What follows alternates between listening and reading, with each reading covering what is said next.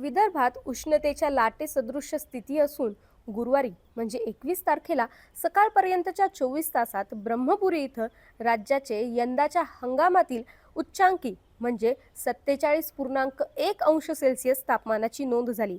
विदर्भात उष्ण लाटेने होरपळ वाढलेली असतानाच उष्ण रात्री अनुभवायला मिळत आहेत।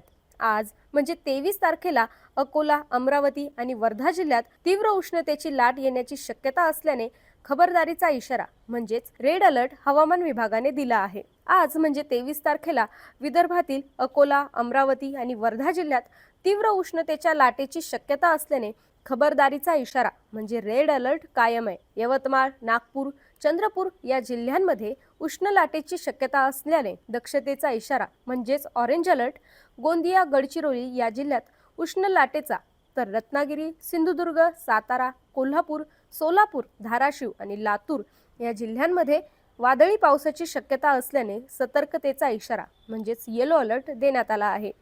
उर्वरित राज्यात अंशतः ढगाळ हवामान, तुरळक ठिकाणी विजांसह पाऊस आणि उन्हाचा चटका कायम राहण्याचा अंदाज असल्याचे हवामान विभागाने म्हटले आहे। नैऋत्य मोसमी वाऱ्यांनी मान्सून सोमवारी म्हणजेच 18 तारखेला संपूर्ण अंदमान निकोबार बेटे, पूर्व मध्य बंगालच्या उपसागराचा काही भाग, आग्नेय अरबी समुद्राचा आणखी काही भागासह देशाच्या दक्षिणेकडील आणि श्रीलंकेच्या पश्चिमेकडे असलेल्या कोमोरिन भागात प्रगती केली आहे।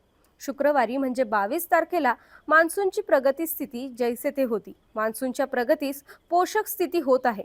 2 दिवसात आग्नेय अरबी समुद्र, कोमोरिन भागासह बंगालच्या उपसागराचा आणखी काही भाग, संपूर्ण अंदमान समुद्रात मान्सून पोहोचण्याची शक्यता वर्तवण्यात आली आहे।